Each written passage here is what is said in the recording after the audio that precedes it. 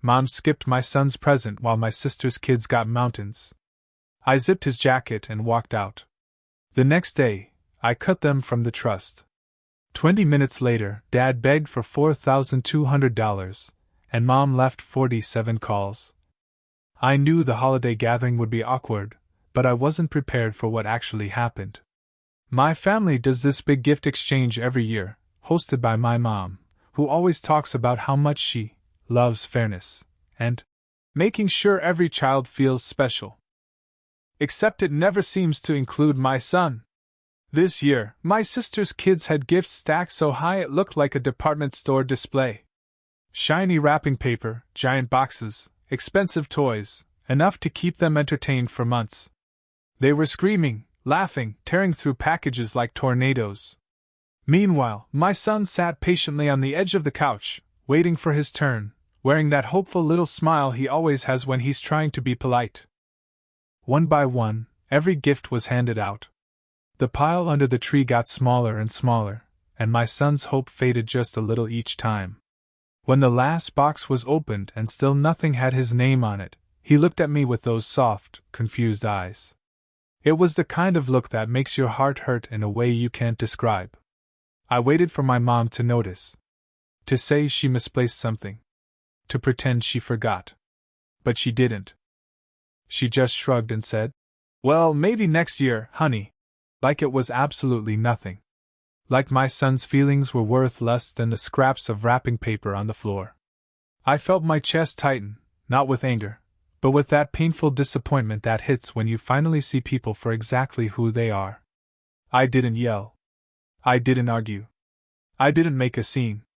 I crouched down, zipped up my son's little jacket, took his hand, and said quietly, "Come on, buddy. We're going home." My mom blinked at me like I was crazy. My sister barely looked up. No one said a word as we walked out the front door into the cold. My son held my hand the whole way to the car. He didn't complain. He didn't ask questions. That silence cut deeper than anything else. The next morning, I woke up with a sense of clarity I hadn't felt in years. I had created a family trust long ago, small but meaningful, and had included my parents and my sister in it, thinking one day it would help all of us. But after seeing how they treated my son, I realized something. Blood doesn't guarantee love, and it sure doesn't guarantee decency. I opened my laptop and removed them. Every single one. The trust became my son's alone. And then, almost like fate had been waiting for me to hit save, 20 minutes later my dad called. Not to apologize. Not to ask how my son was feeling. "No," he said, in his usual casual tone. "Hey, champ, we're in kind of a tight spot.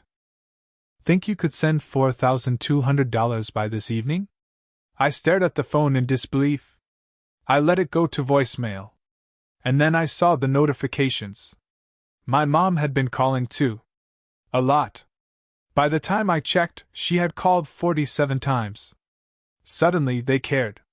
Suddenly they needed me. And now they're furious that I haven't responded. They're texting paragraphs about how I'm overreacting. How I'm ruining the family, how gifts don't matter. But they mattered to my son. They mattered enough for him to sit quietly, watching other kids tear open presents while his hands stayed empty. My family showed me exactly where we stand. So I made sure my son will never be the forgotten child in a room full of people who claim to love him. And if that means closing doors that should have stayed open, so be it. Because from now on, my son comes first. Always. Over the next few days, the silence between me and my family turned into noise. Not from me, but from them. My phone kept buzzing with messages, long paragraphs from my mom, short angry lines from my sister, and guilt-soaked voicemails from my dad. None of them mentioned my son. Not one apology. Not one acknowledgement of how he was treated. Everything was about them, their pride, their embarrassment, their sudden financial crisis. It took them 4 days to finally say my son's name. And even then, it wasn't to check on him. It was to defend themselves. My mom finally sent. "We didn't think he'd care about presents. He's always so quiet. That one sentence told me everything I ever needed to know. My son wasn't overlooked by accident. He was overlooked because they saw him as less important, because he doesn't throw tantrums, because he doesn't demand attention, because he's gentle. And in their world, gentle kids get ignored. I stared at the message for a long time, feeling a mixture of sadness and anger. When I finally responded, I kept it simple. Quiet kids still have hearts. My mom left that message on read. Meanwhile, my sister wrote an entirely different kind of message, the kind people send when they realize the money faucet has been turned off. So you're seriously cutting us out over a gift? You're dramatic. As if I hadn't spent years helping her. As if I hadn't lent her money, watched her kids, covered bills when she needed it. She followed it with another message. By the way, the kids loved their presents. Thanks for leaving early, they were asking about your son. I didn't respond. Some messages don't deserve replies. But the real twist came a week later. My dad showed up at my house unannounced. I saw him through the window, standing on my porch with his shoulders slumped like a man rehearsing a speech. I opened the door just enough to step outside and close it behind me. He looked surprised, like he expected me to welcome him in. Son, we need to talk, he said. I crossed my arms and waited. He sighed heavily and rubbed his forehead. Your mom is upset. Your sister is upset. We're all upset. You didn't have to make such a permanent decision. I didn't say anything. He continued. Cutting us out of the trust? That's extreme. You're punishing the whole family for a misunderstanding. I let out a small laugh, not because it was funny, but because it was unbelievable. A misunderstanding? I asked. Is that what we're calling it? He shifted uncomfortably, then lowered his voice. Look, your sister's kids are younger. Your mom figured your boy wouldn't mind waiting another year. I felt my jaw tighten. He didn't have another year to wait. I said. He had that moment. That one holiday. And you all showed him exactly how little he matters in this family. My dad's expression changed, not remorse, but irritation. So this is about feelings. He muttered.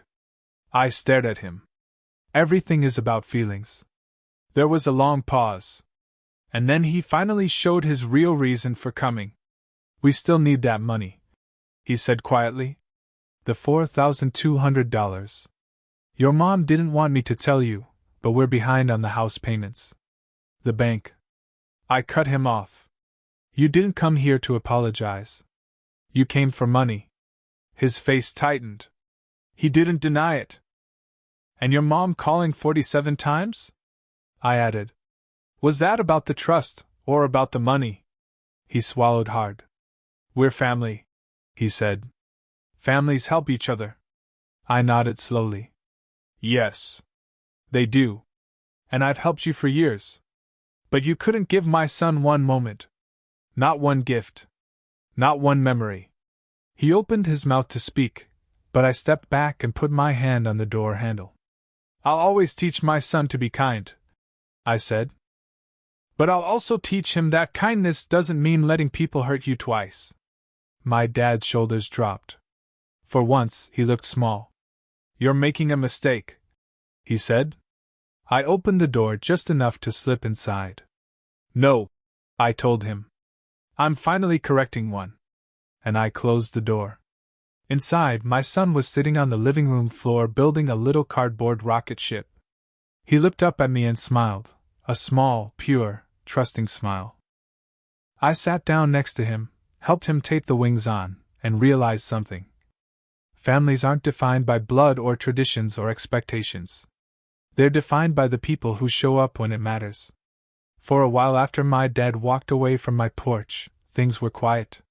Not peaceful, just quiet in that tense way that makes you feel like a storm is hiding right outside your window, waiting for the right moment to knock everything over. My son and I settled into our own little world. We cooked simple dinners together, watched movies piled under blankets, and built cardboard spaceships that kept getting more elaborate every evening. It felt good. Calm. like breathing clean air after years of smoke. But I knew my family. Calm never lasts with them. It started with my mom posting cryptic, passive-aggressive messages online, the kind of vague things older parents post when they want the entire internet to feel sorry for them. Stuff like, "Some people forget everything their family did for them," or, "A mother's love goes unappreciated until it's too late." She never tagged me, of course. She wanted plausible deniability. But she made sure my sister and her Facebook friends commented things like, "Stay strong," and "Kids can be so ungrateful these days." Then came the calls. Not 47 this time, more. Dozens every day. From numbers I didn't recognize. From private caller. Once even from my sister's teenager using a school phone. It would have been funny if it wasn't so pathetic. Eventually, my sister stepped in with her own performance.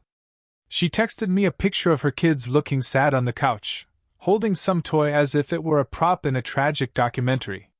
Her message said, "The kids want to apologize to your son for any misunderstandings.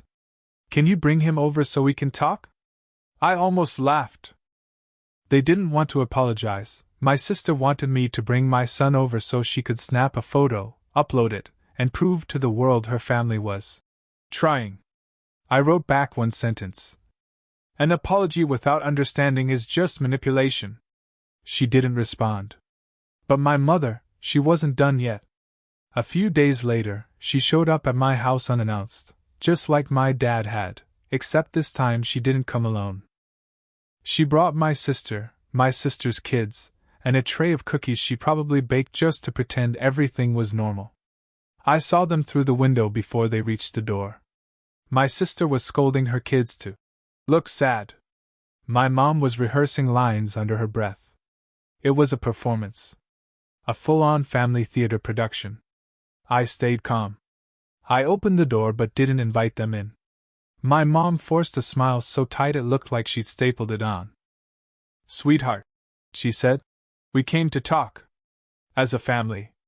My son peeked from behind my leg, instantly tense when he saw the crowd. My mom crouched down dramatically, holding out her arms like she expected him to run into them. But he didn't move. In fact, he stepped back. Her smile twitched. "We want to apologize," she continued. I folded my arms. "Do you even know what you're apologizing for?" She blinked, caught off guard. "Well, the misunderstanding. The confusion. I interrupted gently. "You forgot my son entirely." She flinched, then straightened her back. "Well, we didn't forget," she snapped. "We simply miscalculated." "Miscalculated?" I repeated. "He's not a number. He's a child." My sister jumped in, rolling her eyes. "Oh my God, are we still doing this? Kids forget things. They don't care about gifts that much." I looked down at my son. He was staring at the floor, quietly twisting the sleeves of his sweater. He cared. He just didn't say it out loud. I knelt next to him. "You okay, buddy?" He nodded but didn't speak. My mom sighed dramatically, raising her voice. "Look, you're blowing this out of proportion. We've always treated your boy like family." My son lifted his head a little, just enough to whisper, barely audible, "No, you didn't." And just like that, every fake smile on that porch cracked. My mother's eyes widened. My sister's mouth dropped open. The kids looked confused. I felt my chest tighten, not from anger, but from pride. My son, the quiet one, finally spoke his truth. I put my arm around him as he hid his face against my side. "This is exactly why things changed," I said softly. "He remembers. He notices. And you never did." My mom straightened, offended. "So what now?" she snapped. "You're cutting us off forever because of one mistake?" I chose my words carefully.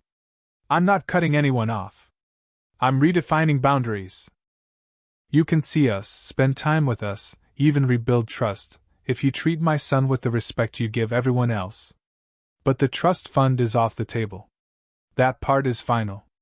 My sister threw her hands up. So it is about money? I shook my head. No. It's about priorities. Mine changed. Yours didn't. My mom opened her mouth to argue again, but I gently closed the door before she could speak, locking it with a soft click that echoed more loudly than any shouting match could have. On the other side of the door, I heard footsteps, raised voices, and something like a frustrated sob. But inside my home, my son looked up at me with wide eyes. Did I do something wrong? He whispered. I hugged him tightly. No, I said. You did everything right. You were honest. And I'm proud of you. He leaned into me, small and warm, and whispered, Can we build another rocket today? I smiled. Yeah, buddy. Let's build the biggest one yet. And as we sat on the living room floor surrounded by cardboard, tape, markers, and imagination, I realized something important. I wasn't losing a family. I was gaining a future, one where my son knew his worth. One where he would never again sit in a room full of people and feel invisible. One where love wasn't conditional, transactional, or convenient. It was just love. Pure. Honest. Enough. And for the first time in years, that felt like everything. The days that followed felt strangely peaceful. Not perfect, just quieter. Softer. Like my home finally had room to breathe now that the weight of other people's expectations had stopped pressing against the walls. My son seemed lighter too. He laughed more. Slept better. He no longer tiptoed around his feelings like he was afraid they'd inconvenience someone. But even peace has a way of being interrupted. About 2 weeks later, I got a message from my cousin Jenna, one of the few relatives who actually pays attention. She wrote, Just a heads up, your mom and sister have been telling everyone you disowned the family. Thought you'd want to know. I thanked her and asked what exactly they were saying. The answer didn't surprise me, but it still hurt. Apparently my mom claimed I lashed out, overreacted, and humiliated the family, while my sister insisted I was trying to make them look bad, and using my son as a weapon. None of them mentioned the gift. None of them mentioned the forgotten child. People believe the story that makes them feel better. And my family preferred the version where I was the villain. But life has a way of revealing the truth, often at the most unexpected moments. A week later, there was a knock at my door again. This time, it wasn't my parents. It was Jenna, the cousin who'd warned me, holding a foil-covered dish and wearing a worried expression. I invited her in. She hugged my son first before giving the dish to me. Chicken lasagna, she said. Figured you two could use a proper meal. My son beamed. He loves lasagna more than anything. Once he ran to the kitchen, Jenna's smile faded. Look, she said quietly.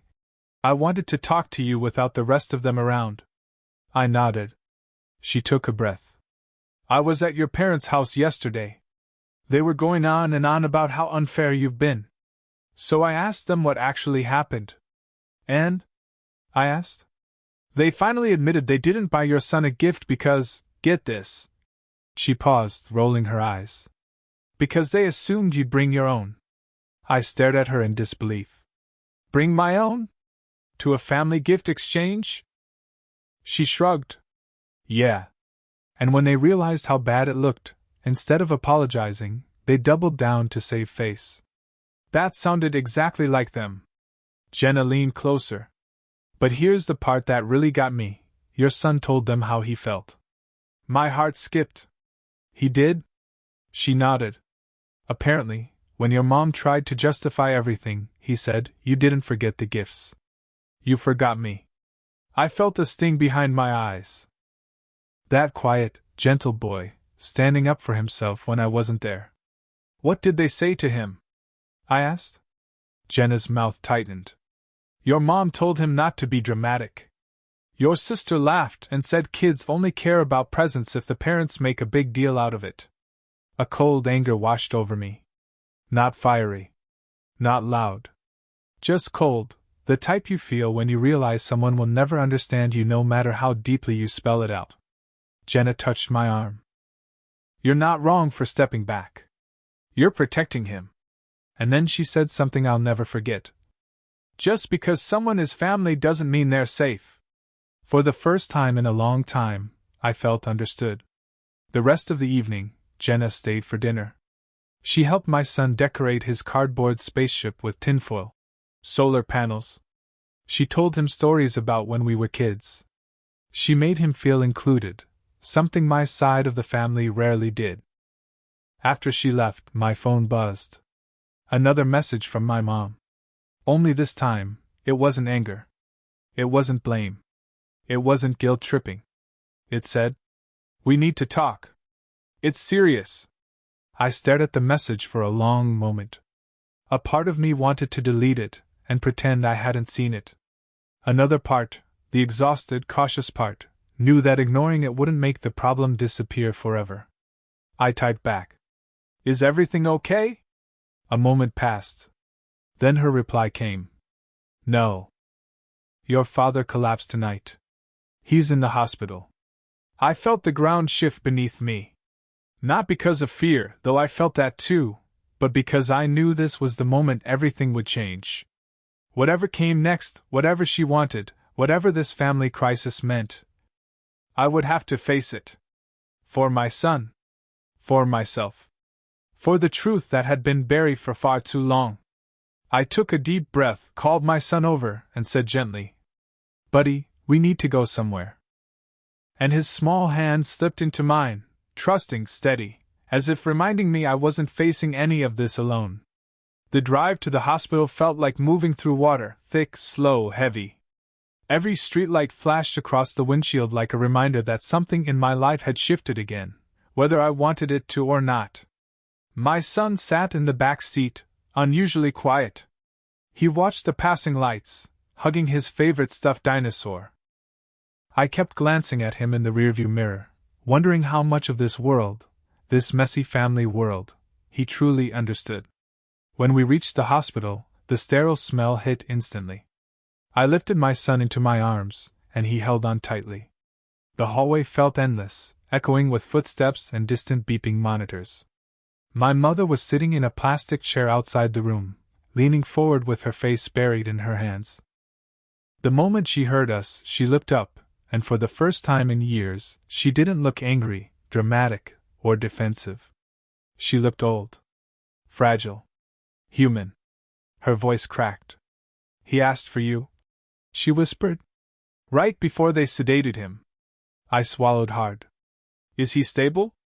She nodded, then shook her head, then nodded again, as if she wasn't sure what the truth was. My sister was standing by the vending machine nearby, arms crossed, eyes red.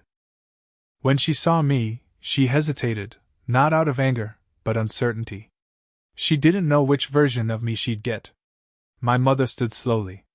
"Please," she said. "Just go inside." I handed my son to her, and even she looked shocked at the gesture. "Hold him," I said quietly. She did. Carefully. Gently. As if he might break. I stepped into the dimly lit hospital room. My father lay there, tubes in his arms, oxygen tube under his nose, monitors humming like a low lullaby. He looked smaller than I remembered. Not the man who towered over me in childhood, booming with authority. Just a man. A fragile, aging man.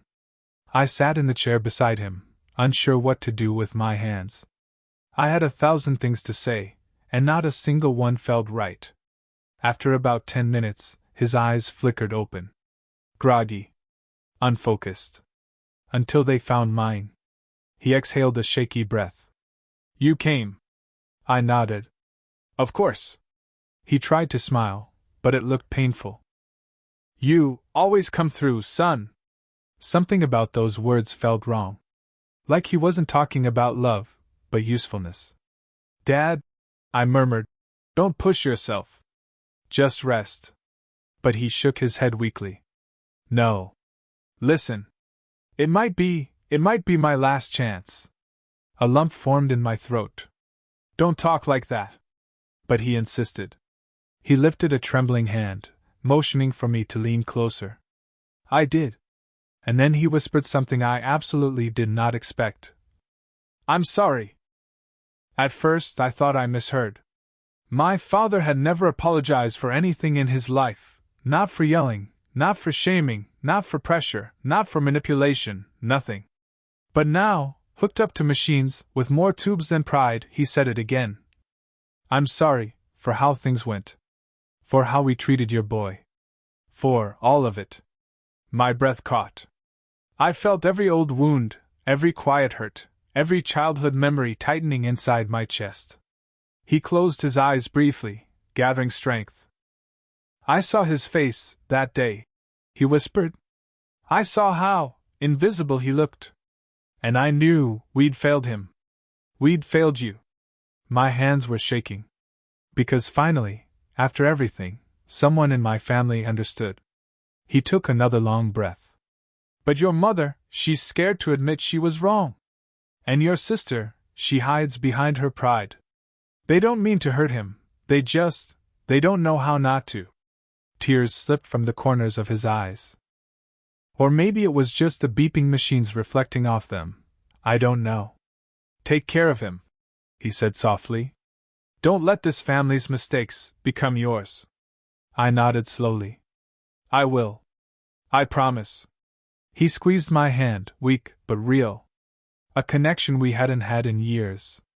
Then he whispered one last thing. "And don't let this tear you apart. You can be better than us." The machines hummed.